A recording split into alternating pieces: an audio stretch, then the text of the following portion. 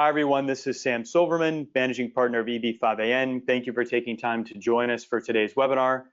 Today, we're going to be speaking with 5 of the EB5AN team executives, and we're going to be discussing why did they join EB5AN, and also how does EB5AN compare to the prior EB5 companies that they've worked at, as well as a general overview on what they're seeing in the EB5 market today. All right, as quick overview, EB5AN, we're a national leading EB5 investment fund manager and regional center operator. We work across the United States. We have regional centers that cover the entire continental United States, and we worked on many projects around the country since 2013. One of the things that makes us unique as a company is we're committed to 100% investment transparency. We provide all the financial statements and other core diligence documents to investors so that investors can have a full picture of the details of any project that they're considering before deciding to make an investment. We've also published hundreds of articles and videos on how to ask questions and lists of diligence items that investors should consider before making an investment, all of which are available on our website. As I mentioned earlier, I'm Sam Silverman, one of the 2 managing partners. A little bit about my bio and background is there on the left-hand side, and my partner, Mike Schoenfeld, there on the right side. So our regional centers cover the entire continental United States, which means we're able to select projects around the country without having to focus on any particular geographic area, which means we're able to look for the truly most compelling investments regardless of their geographic area. We worked with thousands of investors from around the world. This is a map showing where many of the countries are from where investors have joined us over the years. And many of our articles and videos and projects have been featured in some of the leading publications over the years. And with that, it's my great pleasure to introduce 5 of our team members. So we'll go from right to left, starting with Brian, then Mila, then Jordan, then Di, then Keith. And the purpose of today's webinar generally is to get to know our team and have everyone share some details around their background, why they're interested in immigration and EB5 specifically, and why they were attracted to join EB5AN and become a part of our team. Hello, I'm Brian Zorolnikov, Director of LATAM Markets at EB5AN. I was born and raised in Miami Beach, Florida. My father came on a similar investment program in 1974 from Buenos Aires, Argentina. I speak English, Spanish, and Portuguese. And I've been in the EB5 industry for the better half of 12 years. A little background about me: I specialize in source of funds from countries with extreme capital export restrictions. I used to work for a top EB5 law firm as a senior EB5 paralegal and director of business development, and then I moved over to the risk mitigation side, where I worked with Dynax Capital for over 6 years, and for Go Visa EB5. I joined EB5AN because I've been working with them for over 10 years. They always had a stellar reputation in terms of the risk mitigation. They always had the best network of regional centers, the highest quality of compliance. And you know, when I saw that there was a position open, I got very excited, and one thing led to another, and I haven't looked back since. Hello, everyone. My name is Mila Deolano. I am originally from Brazil, but I've lived in the United States for about 20 years. I am in charge of the business development in Latin America. I'm very happy to be back at EB5AN, right? So my journey with the EB5 industry started with a boutique banking and boutique broker-dealer, Invest America. And that's where I first met EB5AN. Like Brian, when the position opened back then, I was very excited to join the team because of their dynamic, their transparency, their flexibility, and they're willing to accommodate the needs of investors to approach, you know, the EB5 and be able to really move forward with the program. I'm very happy to be back. I was away for a few months. I had an opportunity to join Can-Am Enterprises that wants a very established regional center. For me, my experience leaving was to understand that sometimes you have to go around the block to realize you were home all along. So I'm very, very happy to be back, because here I have what no other regional center has, right? This total transparency with our investors. I'm here to help the families. I'm here to help the investors, and that is my first priority, and EB5AN allows me to do that. Hi, I'm Jordan Lawrence. I am Director of Business Development here at EB5AN, and I previously was with a vertically integrated regional center and developer and spent about 5 years in the EB5 space to date. I'm born and raised here in Houston, Texas, and something that is very exciting and led me to joining the EB5AN team is seeing all the growth that has happened since RIA. They are a leader of the pack in the industry, and not only in terms of volume that they are raising for EB5 capital, it really took seeing year after year of creating what I feel is the safest immigration investment vehicles in the space, whether that's in terms of security for the EB5 capital, or projects with job creation already met and the permanent green card will be approved. It's really a great place to be, working with so many intelligent colleagues who I feel have the brightest minds in the EB5 space. So very happy to be joining the team. Hi, my name is Dairon, and I am a Taiwanese American immigrant. My family, we came to the US with an L1 to Miami, Florida, and I've been in the business immigration space for the last 4 years. Previously, I was working at Journey Business Plans and also at Driftwood Capital. So I've seen a lot of different types of clientele. I've personally helped more than 1,000 families immigrate to the US, either for E2, L1, EB2NIW, or EB5.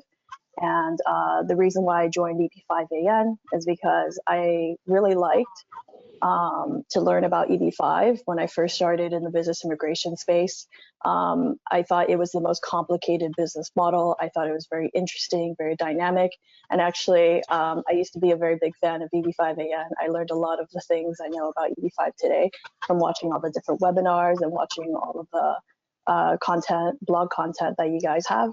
And it really helped me when I found out that you guys were looking for people, and I was really happy to join the team.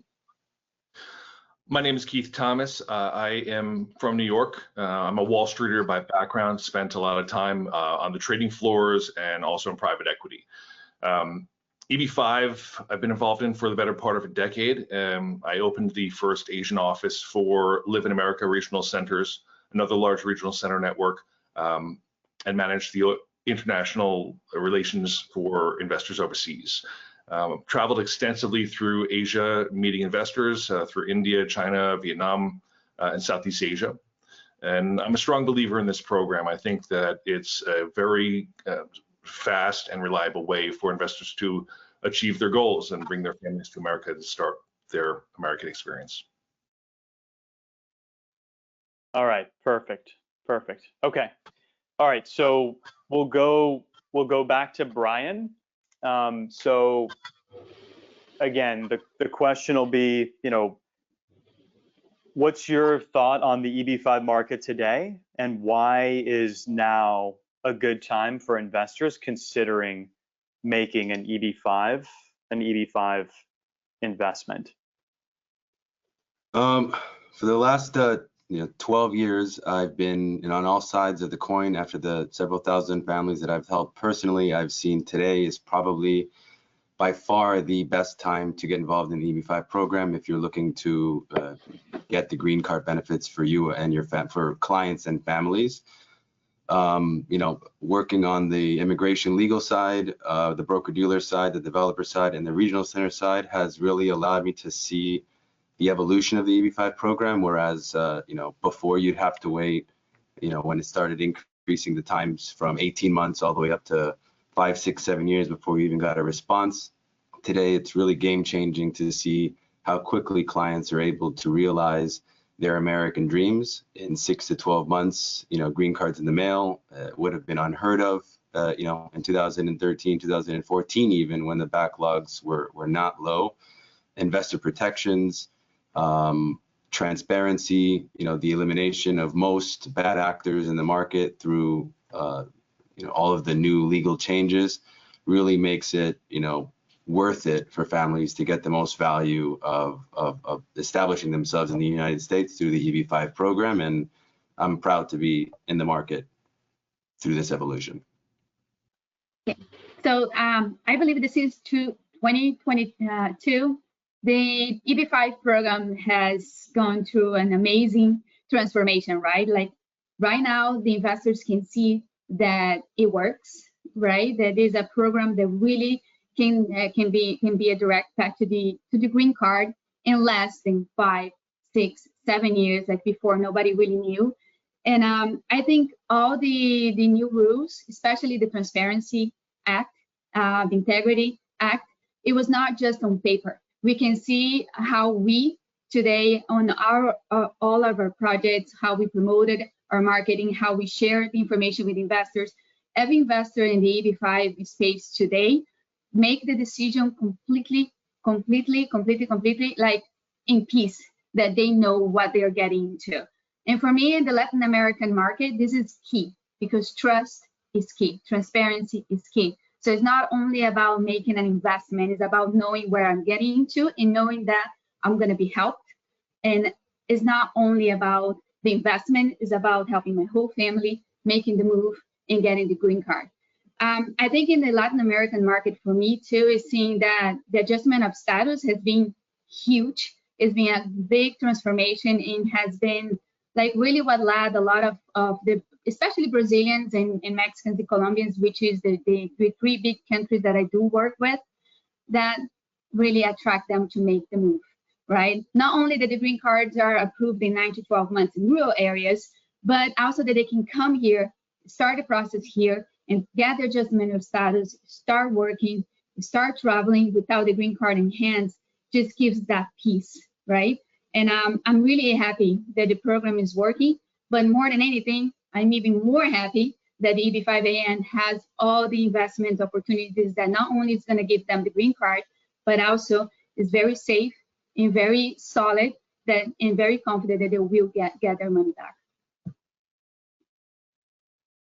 So back in 2022, when the RIA was passed, a lot of us in the industry were uncertain how the future would unfold for EB5 with regards to set-aside visas, all the new transparency acts and measures that have been mentioned on this webinar, as well as processing times that had plagued EB5 in recent years, especially for Chinese and Indian applicants. And with the unfortunate situation that many investors from those countries are facing, perpetual backlogs in EB2 and EB3 categories, some of them might not even get a green card in their lifetime. And it's pushing a lot of people who are here in the US of Indian and Chinese descent to seek out faster options to getting a green card. And that's one of the most surprising and rewarding aspects of the RIA is people are getting green cards in as little as months. You know, most cases in rural projects, they're getting them in less than 12 months. So that's been very rewarding, as well as just all the new reporting requirements and weeding out of bad actors that previously had given the program a bad reputation. So it is as good of a time as ever to be pursuing an EB5 immigration investment and to be reaping all the rewards that were laid from the groundwork in the RIA. I'll add a little bit to what Jordan says. I think the bad actor thing, it was huge when the new regulation came through, right? Especially in South America, they really thought the EB5 was a fraud, right? And right now, everybody is confident that it's not, that it's transparent, that it works, that it's really looking forward to the best for their families. So that's a really big deal. Yeah. Since Jordan already spoke about the EB2 and EB3 backlog, then I'll speak about something a little bit different. At Journey, I saw a lot of clients who were not immigrating for fun. You know, the immigrant plight. Like, people don't necessarily want to immigrate. It's a very, very big decision. And I like the level of transparency that EB5AN always has with educating clients regarding the EB5 program, and also transparency with their projects. And I think that's really important when considering how other programs are run.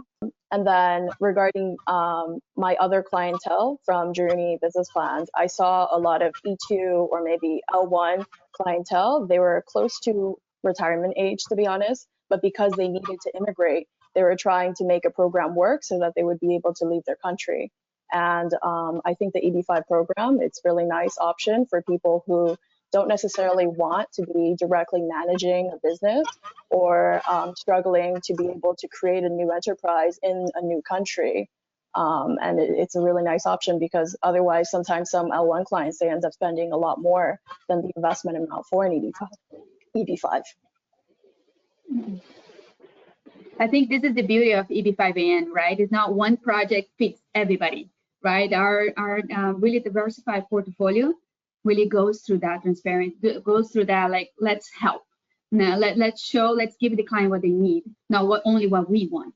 Yeah, so that's completely transparent. To add what Di said, not only is it more expensive to do your L1 over the same time it would take you to do your EB5, in most cases it's also more expensive to do an E2 investor visa. So a lot of families that are on E2 investor visas are getting tired of not ever getting a permanent residence, and they're either leaving or looking for new options. And in most cases, they don't know that EB5 is available for them to jump from an E2 and, like Di said, from an L1 to an EB5, because at the end of the day, they would have rather done an EB5 instead of done all the work and never getting a green card to begin with.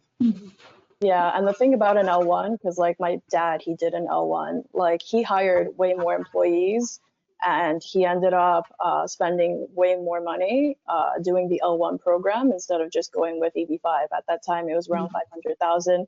And then for him, he ended up, like, just one container for electronics could be over $1 million, you know, so that's just for context.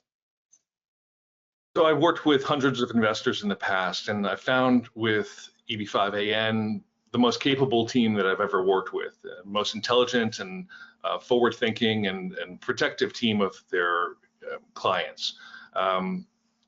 Everybody has a lot of experience. We have a dedication to transparency. We'll give you the bad news along with the good news. And I think you can see by the vast amount of investor education videos that we have on the internet, this is serious dedication to education and information. For most investors, this is the biggest investment in their lives, both financially and personally. So this is something that we want to be sure investors are well informed about. Unlike a lot of other regional centers, EB5AN has many offerings. So we have different choices that investors can make based on their risk tolerance and what suits them best. We've got various different rural offerings as well as urban offerings, and each have advantages that are worth evaluating. There's no perfect fit for any one investor, so there's a scale, and we have projects at various points across that scale. Well, because we're so transparent, it kind of just self-reinforces. I don't know if there's anything new, but since joining EB5AN, I've only seen positive reinforcement to all the things that I already knew about EB5AN regarding the level of transparency that we provide. That's unparalleled in the market. Nobody's willing to give financial statements. Everybody our competitors mostly, marginalize investors in terms of production and transparency of documents like financial statements. Obviously, you get your EB5 documents, but everybody wants to take a look under the hood. And I grew up in the EB5 industry seeing developers and regional centers say, you're just an EB5 investor. Why would we give you financial statements, right? Why would I give you access to where your life savings is going to go to for 5 years? And so I just see even more transparency since I've been joining. I didn't realize that, although I worked closely with EB5AN over the last 10 years before joining, it's incredible to see that we provide financial statements of all our projects to projects. That for me was a game changer. It really made me see and realize the level of commitment that we have to our investors. So for me, I think it comes down to two things. You know, one of them is what I mentioned it before. I love that here our team. Number one, we're very competent. Our deals are really one of the best ones in the markets. But most of all is we believe that not only one project fits everybody. You know, like Keith said a little bit, like we have a variety of projects, urban, we have rural projects, we have loan projects, we have equity projects. We're really willing to put it down on the table, the safe options, and ask the investor, what are you looking for and how we can help you. And I don't think after getting away for a little bit and working for a very established regional center and look how all the big guys work, I understood how this right here makes a huge difference to be able to offer these options to our clients that nobody does, nobody else in the market. So that makes me really happy. And the other thing is our marketing. You know, sometimes it can be a little bit, comes out like a little aggressive, but for me is empowering the client, empowering the investor to making a very, very, you know, like they know what they're doing, you know, and they know every single aspect of the EB5. I know the financial statements. I know the business plan from the beginning to end. I know exactly where, when my money is going to. And that transparency in our marketing out there into our investor, I think is one of the things that's going to really make a difference for EB5AN in this market today. There's two things, and the first has already been stated by Brian and Mila, but I think it really just shows what our core value is at EB5AN, and it's transparency. And being around in the EB5 space for some years now and seeing a different approach to being a regional center versus being with a vertically integrated developer and regional center, you realize that information is power, but it's also leverage. And most regional centers that you'll see in the market and how they put their offerings out there, they almost withhold as much information as possible to keep leverage over the investors. And, you know, hopefully the project works out and it has success, but that's probably why you've heard of so many horror stories of investors not knowing what they were getting into, not knowing what the project was structured like, how things were likely going to move forward, worst case scenarios, risk mitigation, all that. And that's how, you know, EB5 unfortunately had been practiced for a long time, but EB5AN has always prioritized transparency. Anything you want to know about the projects, whether it's financial statements of the developers, financial statements of the projects, actual sales activities, we really are an open book and pride ourselves on that. And rather than keeping the leverage for ourselves and retaining as much information as possible, we want to give and share that information just so you can make an informed decision. So whether you choose our project or not, the empowerment was given to you to at least make a better informed decision about your EB5 process. And that's something that I think is really unparalleled in the industry. So as the newest team member, I am just absolutely impressed by every single person I work with, their different backgrounds, their expertise, and how all of them come from an EB5 background. I think it's very important because sometimes if you work in an institution where not everyone comes from the same background, not everyone understands EB5, then it causes a lot of friction and potentially even leads to some mistakes. So I like that over here. I am rest assured when it comes to all things compliance. And because EB5AN has such a high volume of clientele and projects, there's a lot of reflective and self-learning that we could be able to look at internally and be able to share knowledge with other people. You know, we see such a high volume of EB5 clients, and we would be able to essentially have a better pulse when it comes to how the EB5 industry is moving. So having been with EB5AN for a while now, I am really impressed with the founders. They have an amazing reputation in the industry, amazing backgrounds in private equity and financial consulting, and what that reflects in the type of evaluation that we do for our project selection. There's many projects that we evaluate and only select a few based on the very conservative risk that we're looking for. Every investment has to have some risk that's required by the program, but you don't have to have a lot of risk. And that's what our founders are dedicated to. I've never seen people this dedicated to ground up research. They're on plans more often than they're not. And it reflects in our track record. We have a perfect track record. Every project has performed.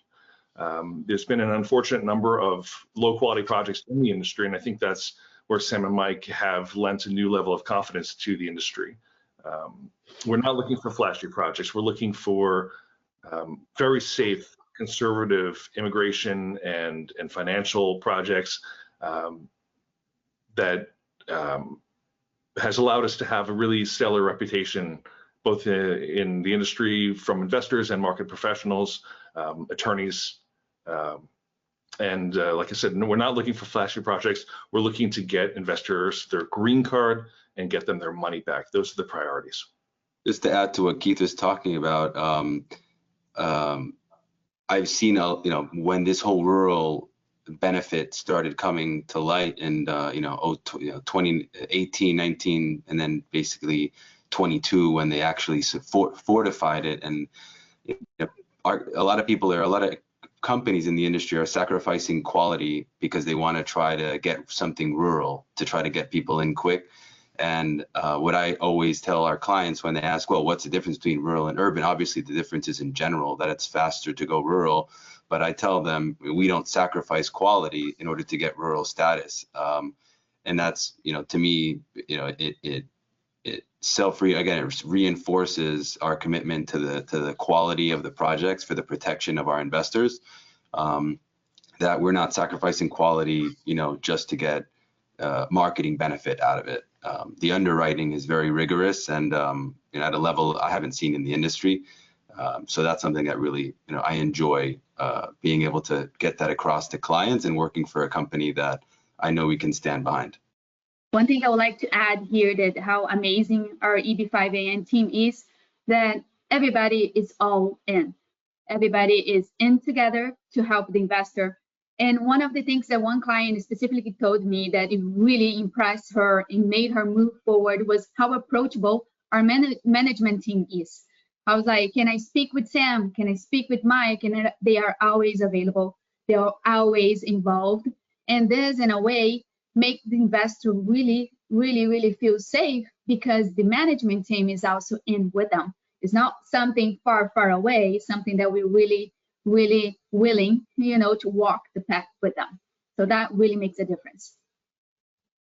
Yeah, following that up, Mila, it's not often that the lay investor or common person is able to speak with the founders and principals of a firm that's helped raise more than $1 billion in EB5. I mean, I've had a background in finance and development, and it's typically very difficult to access the principals.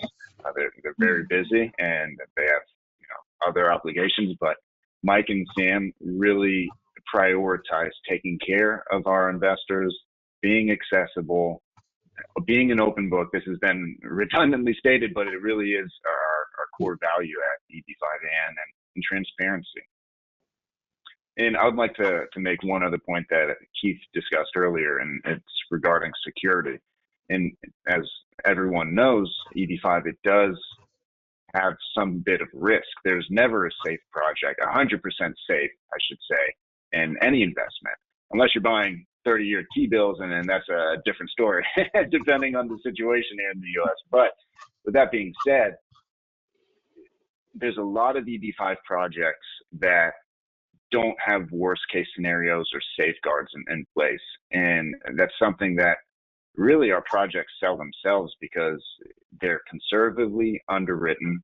But in the event that things go south, in the event that there's a default by the developer or some adverse situation happens, we have risk assurances. We have avenues or assets to go after, whether it's corporate guarantees, the underlying project, to give our investors the best chance at recovering their full capital.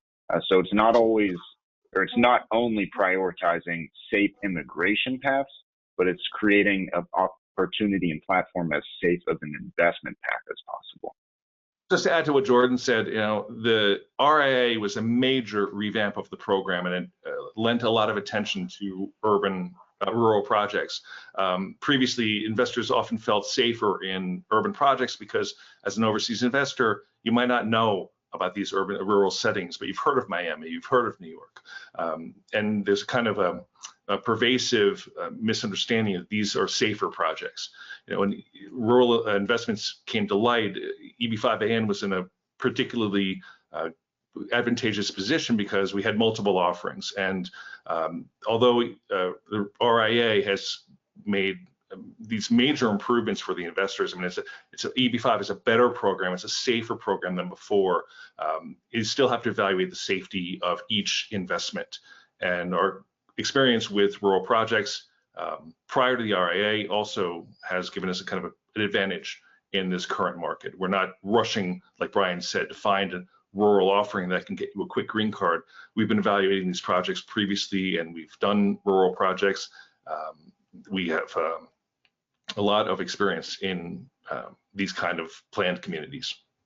I feel like in business immigration, I meet a lot of people who understand business, and then I meet a lot of people who understand immigration. And it's really rare to be able to find a place or a group of people who understand both business combined with immigration.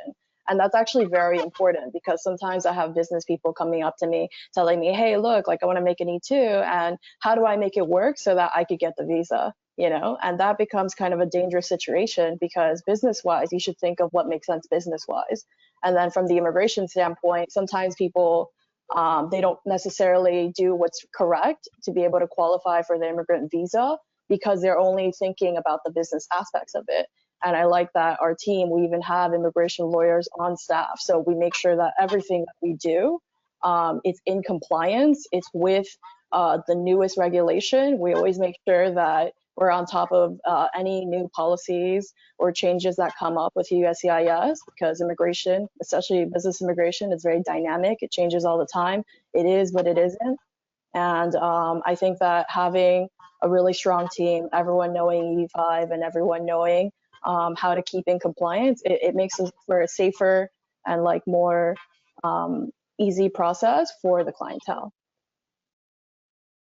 So when the RIA passed in 2022, and then coupled with the very high interest rate and cost of capital environment, you started to see a lot of developers come into the space looking to secure EB5 capital, and it really increased the activity from a fundraising perspective of the developers.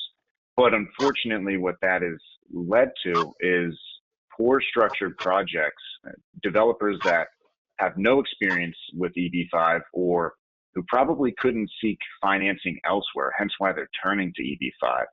So one of the things that sets us apart is our long-standing and great relationship with a developer like Coulter. They've done more than 30 billion in assets developed throughout their decades-long history. They've never failed to repay a single debt in their time in developing real estate. And working with them has provided not only us, but the investors of ours with unparalleled investment opportunities and access to these types of projects that they wouldn't otherwise have.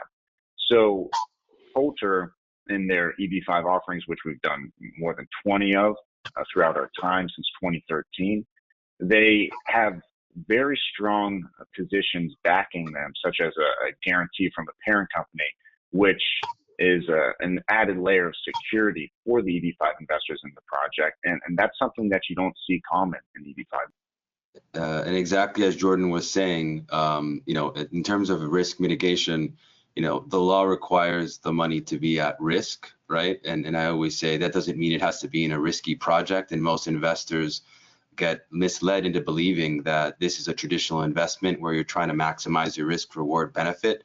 And this leads to, obviously, developers trying to maximize their profits, use as little money as they can, put up as little collateral as they can for investors. And with our projects, and especially with Coulter, there's always going to be assets that are not overly encumbered by debt, covering at least what our investors are investing, in order to protect them in the future from something that has never happened, obviously, in our history, but does happen, has happened a lot in the EB5 industry.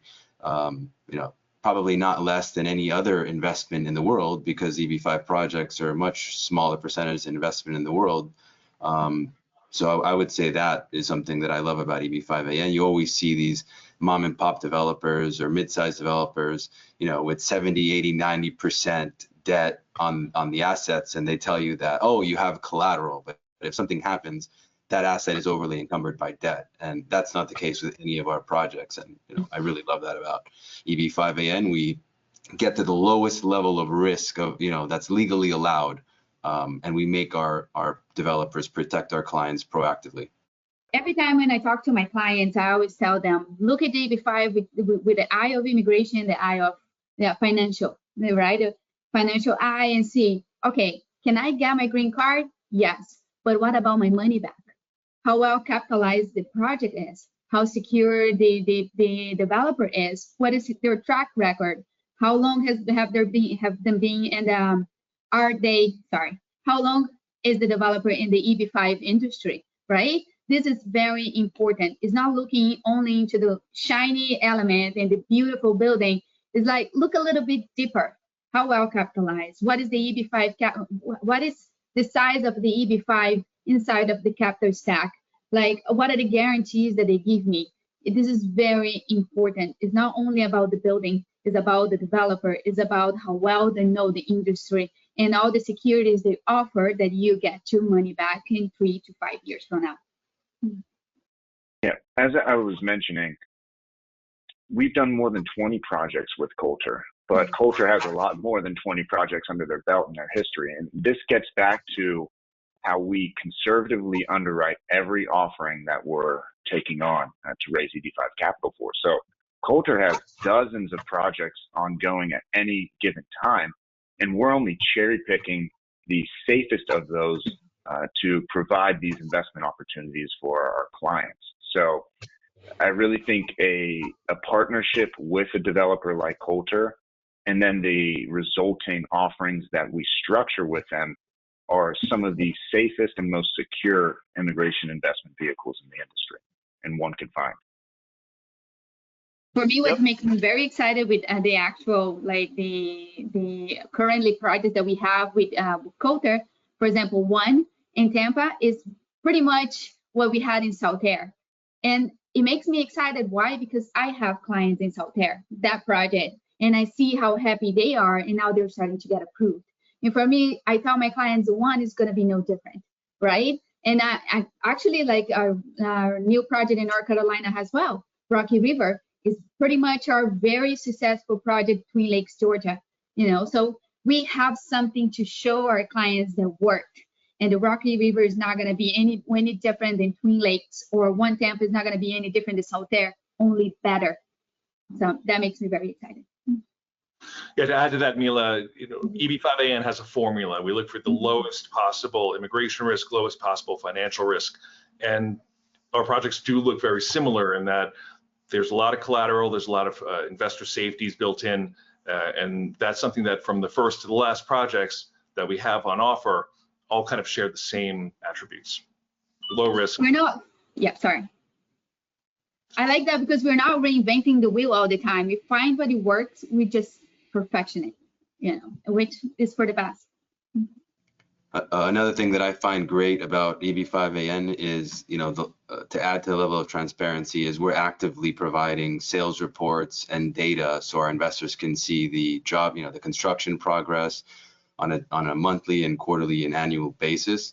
And a lot of, all of our projects have the capacity in our underwriting risk mitigated process to start, finish, and pay back the capital for EB5 clients without the capital of EB5 clients, which is not something that we see and pretty much anywhere, right? Everybody needs the EB5 money to get a bank loan. They need the EB5 money to start the project. They need the EB5 money to finish. And certainly if the project doesn't finish in most circumstances, they're not going to be able to pay back the investors. And in most of our projects, if not all, that is the case. They don't need the capital. And that's one way that we mitigate risk. As far as the independence of our EB5 Regional Center, we're very, very strict about maintaining conflict of interest free company. There's a lot of EB5 regional centers out there whose same owners are the same owners as the actual projects that they're managing, which, we like to sleep very good at night, and we do so by maintaining, that conflict, keeping that conflict out of our equation, to make sure that our investors have an independent EB5 regional center that's dedicated to them, managing and complying with anything related to EB5 to make sure that they get the removal of conditions, and also integrating the underwriting process. You don't want the same regional center owner to be the same project owner. It's just, and the immigration attorney as well, although we provide referrals to very qualified immigration attorneys, they don't represent our firm. They're independent from us, and they don't have that conflict representing multiple parties, and including a conflict clause in their retainer. Again, something that helps us sleep good at night. I think it goes like what Keith was telling us before, that we got a formula, right? We had the requirements on what the project has to offer to our investors, right? And EB5AN, one thing that really makes us apart in Latin America is that we're not the developers, right? So we choose the projects that we want to sponsor. So we are very strict on what the project has to offer to our investors, safety-wise, immigration-wise, financial-wise. So for us, it's not only a matter of getting anything available in the market, but it's a matter of getting the best in the market to offer to our clients. And to tie in what Mila and Brian were saying, the investor is our client. We work for them. We don't work for the developer. We actually police them to make sure that we protect the investors' money and make sure that their projects perform. So the only duty we have is to the investor. The developer has to perform as they tell us they will, as they promise. Yeah, it's a very different perspective to be acting as a fiduciary as a regional center on behalf of the EB5 investors, rather than being the GP, having LP shares as well alongside the EB5 investors, which is the developer and regional center model. And it goes back to how we conservatively structure projects. What if things go wrong? Well, if you're a developer and a regional center, I mean, what is forcing you to abide by the commitments you made to EB5 investors? What is forcing you to do the right thing and repay their capital if there's no security measures in place? So really separating and eliminating that conflict of interest is a protection and another safeguard for EB5 investors. And just to tie back in my point from earlier, information's power, and it can be used as leverage. And to quote Bon Jovi, a lot of EB5 investors are really just living on a prayer with their projects. They're relying on hopeful wishes or promises that sales will pick up, or maybe that construction will actually begin, things like that. But we show you, we don't tell you. You can see the balance sheets. You can see actual sales activity. You can go to the sites. You can meet with our principals. You can review financial statements. And that's something that you don't find commonplace in general investments, unless you're going with an SEC registered company on the stock market, things like that. But specifically in EB5, you're going to be hard pressed to find that type of regional center. It's funny how you mentioned it about the questions and everything. I remember when I was away working with the other regional center, talking about how knowledge is power. And I had a call with a client, and he had a list of questions. And he was just asking all these questions for me. I was like, wait a minute, I've seen these questions before, right? It was from one of our blogs. What questions to ask to a regional center? It made me really proud. It was like, you know what? We're making an impact. No matter where they go, they will be well informed, and they will make the right decision. Yeah, here at EB5AN, I feel like investors with questions are our favorite. We like a lot of questions because we have a lot of great answers. Mm-hmm. Another added benefit of working with us is we refer our clients, because in most cases they've never spoken to an immigration attorney and aren't even aware that they need one. Very qualified EB5 immigration attorneys that have worked with us, have clients approved with us, know how it works. Not any immigration attorney knows what EB5 is, which is a common misconception and nuance in the market.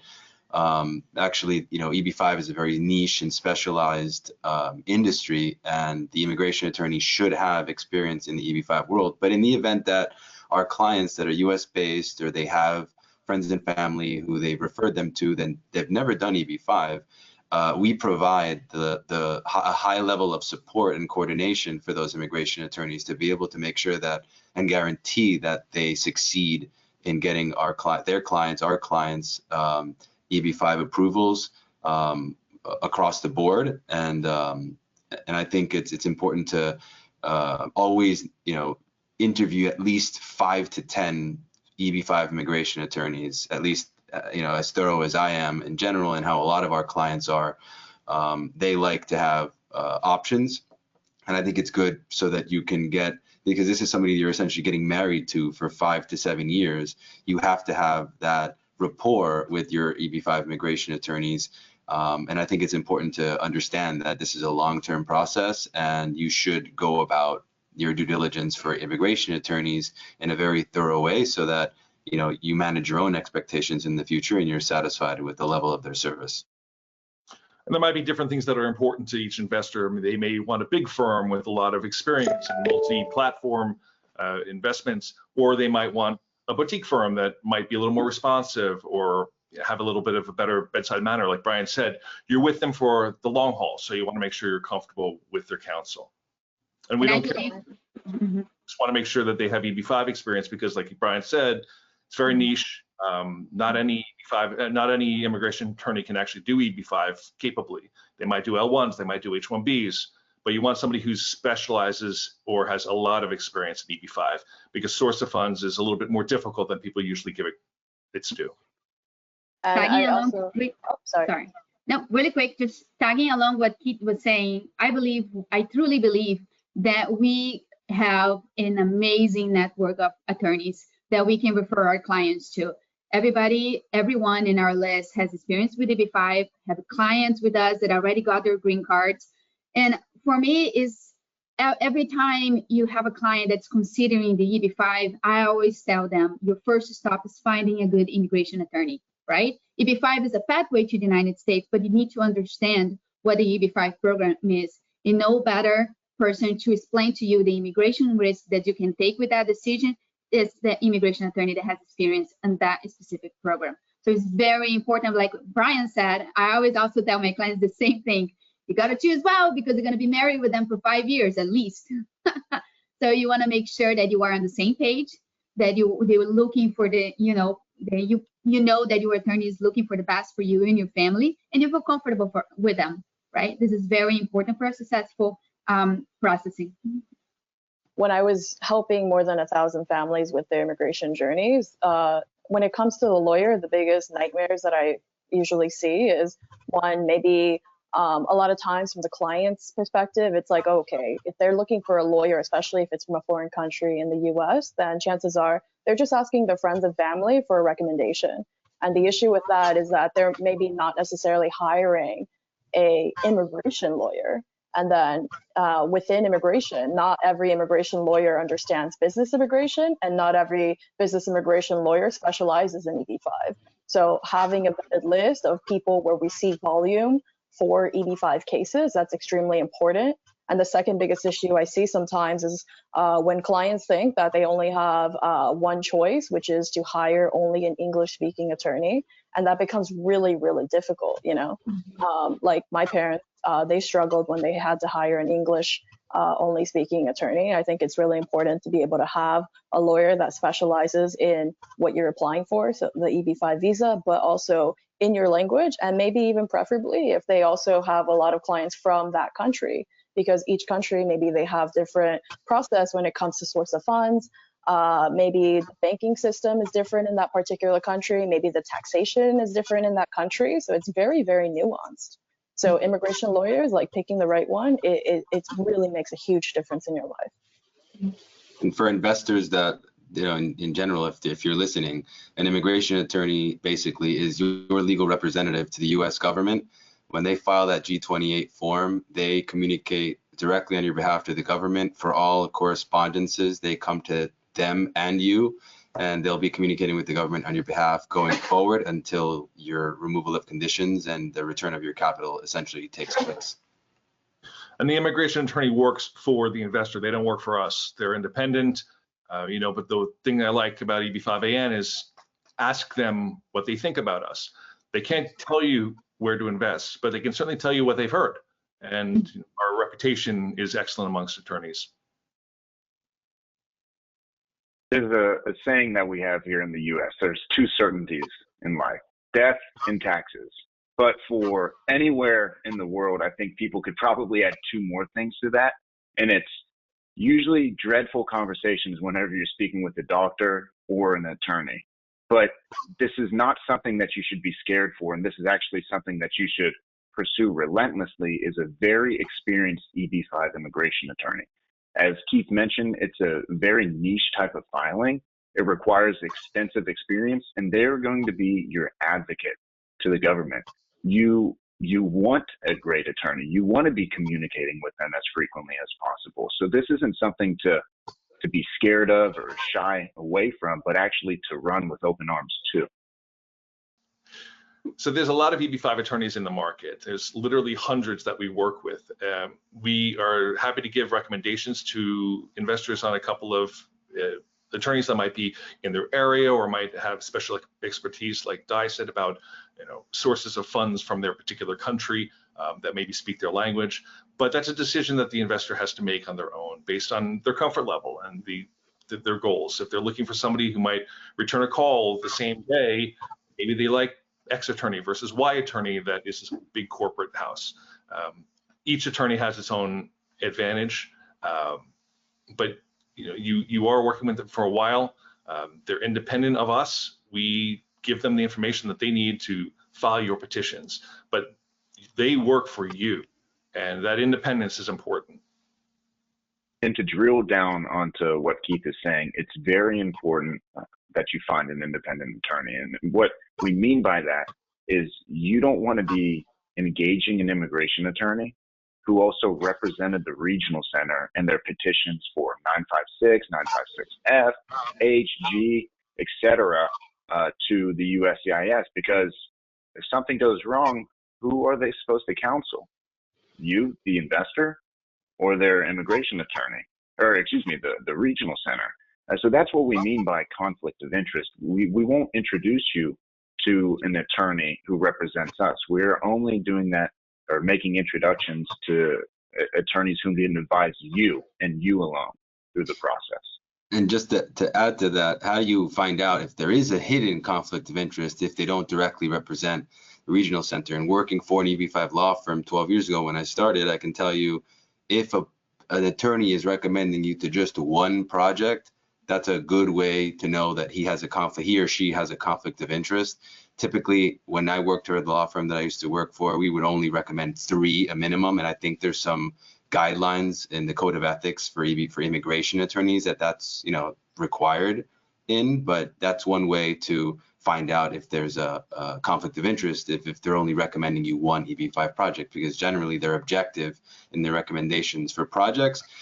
Some of them could just not know anybody else, and in some cases maybe it's innocent, but it's it's good to understand that you should always have somebody referring you to multiple avenues. Especially if this is something that they've been in the industry a really long time and they're only sending you to one project, clearly for me, I would say objectively they have a conflict of interest, even if they don't appear to have one.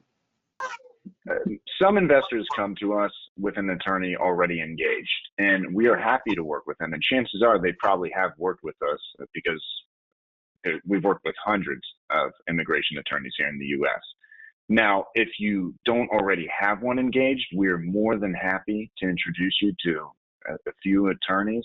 And if you're unsatisfied with any of them after having free consultations, well, then we could point you in other directions or to other resources where you could Google, do your research, and interview your own counsel choices. So whether it's someone you already have engaged, chances are they've worked with us and we'd be happy to work with them. Or if you need some help along the way, we're more than happy to lead you to what will be your immigration counsel.